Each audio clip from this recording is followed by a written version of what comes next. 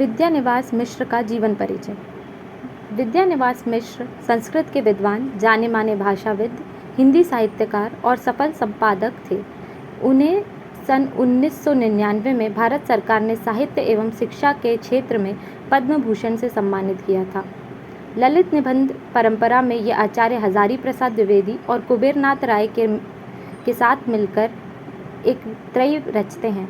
पंडित हजारी प्रसाद द्विवेदी के बाद अगर कोई हिंदी साहित्यकार ललित निबंधों को वांछित ऊंचाइयों पर ले गया तो हिंदी जगत के डॉक्टर विद्यानिवास मिश्र का ही उल्लेख होता है। प्रोफेसर विद्यानिवास मिश्र स्वयं को भ्रमरानंद कहते थे और छद्म नाम से आपने अधिक लिखा है। आप हिंदी के एक प्रतिष्ठित आलोचक एवं ललित निबंध लेखक हैं।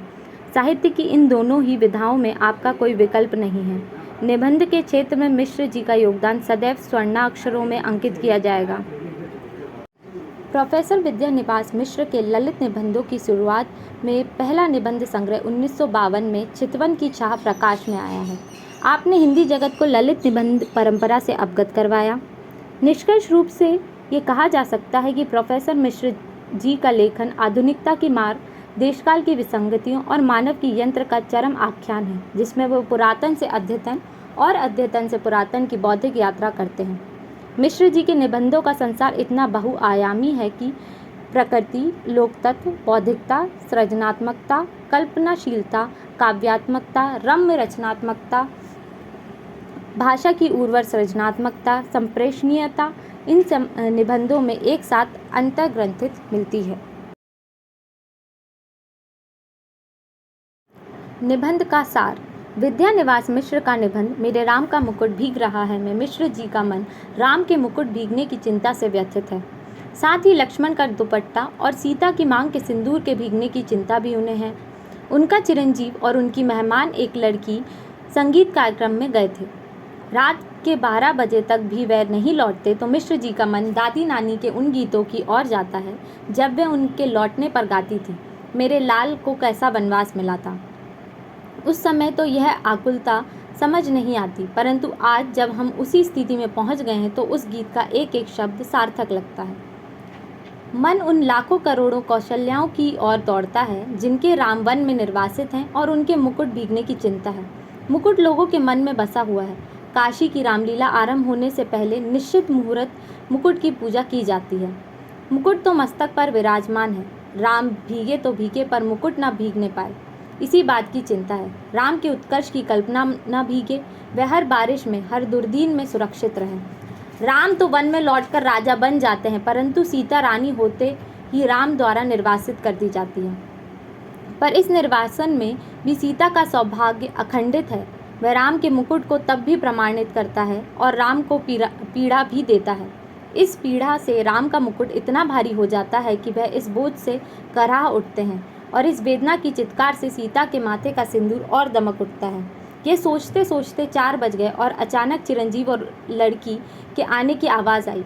मेहमान लड़की के रात को देर से घर लौटने पर सीता का ख्याल आ जाता है।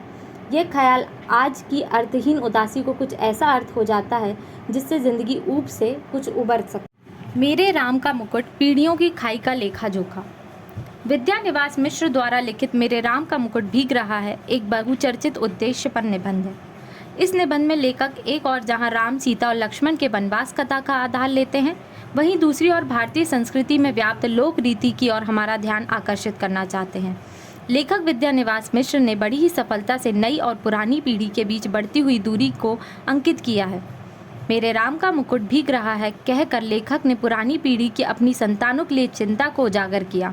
वह बताना चाहते हैं कि पुरानी पीढ़ी नई पीढ़ी के लिए चिंतित है, लेकिन नई पीढ़ी को इस बात की कोई परवाह नहीं है। एक अभिभावक का मन किस प्रकार अपने बच्चों के लिए आशंकित रहता है, ये बच्चे नहीं जानते। राम का मुकुट, लक्ष्मण का दुपट्टा और सीता का सिंदूर गिरने की आशंका उस ममता और पीड़ा का प्रतीक है जो नई पीढ़ी नहीं समझ पाती और हमेशा बेपरवाह बनी रहती है। लेखक मिश्र जी यह भी बताना चाहते हैं कि आज पूरे विश्व में कौशल्या जैसी कितनी माताएं हैं जो अपने राम, लक्ष्मण और सीता की कुशलता के लिए चिंतित हैं, लेकिन कभी राम, लक्ष्मण, कौशल्या की उस ममता की पीड़ा को समझ पाते हैं। लेखक ने स्पष्ट किया है कि माता पिता अपनी संतान के लिए संभावित संकट से ही कांप उठते हैं। अतः नई पीढ़ी को यह समझना होगा और कुछ भी ऐसा करने से बचना होगा जिससे उनके माता पिता को दुख या कष्ट हो। माता पिता के अपने बच्चों के प्रति प्रेम, समाज में बढ़ रही बेरोजगारी, अव्यवस्था और असुरक्षा की भावना को लेखक ने प्राचीन काल से चली आ रही लोकमानस की राम के मुकुट के भीग जाने की चिंता के उदाहरण से प्रस्तुत किया है। लेखक ने इस बात को अभिव्यक्त किया है कि राम की वनवास की अवधि तो निश्चित थी। वह 14 वर्ष के बाद अयोध्या लौटकर पुनः राजा बन गए थे, परंतु आज के बेरोजगार युवकों की पीड़ा की कोई समय सीमा नजर नहीं आती। अब भी वर्षा में उनकी आशाओं रूपी मुकुट निरंतर भीग रहा है। उनकी चिंता करने वाली कौशल्याएं थक चुकी हैं, उनके लिए कोई गीत नहीं गाया जाता। इसी प्रकार सीता के निर्वासन को राम के निर्वासन से कहीं अधिक कड़ा और दोहरा बताया गया है। अयोध्या वापस आने पर वे पुनः निर्वासित कर दी गई थी। राम तो अपने निर्वासन के दौरान अपने भाई लक्ष्मण तथा पत्नी सीता के साथ थे, परंतु सीता को जंगल में अकेले ही वनवास काटना पड़ा। प्रसव वेदना से जूझ रही सीता को जंगली पशुओं के बीच जीवन जीने को विवश होना पड़ा। वन में वन्य पशुओं से घिरी हुई सीता सोचती हैं, प्रसव की पीड़ा हो रही है, कौन इस बेला में सहारा देगा, कौन प्रसव के समय प्रकाश दिखलाएगा, कौन मुझे संभालेगा, कौन जन्म के गीत गाएगा। इस उदाहरण के माध्यम से लेखक संभवतः यह स्पष्ट करना चाहते हैं कि प्राचीन युग की भांति वर्तमान युग में भी पुरुष की अपेक्षा स्त्री अधिक संकटों का सामना करना पड़ता है।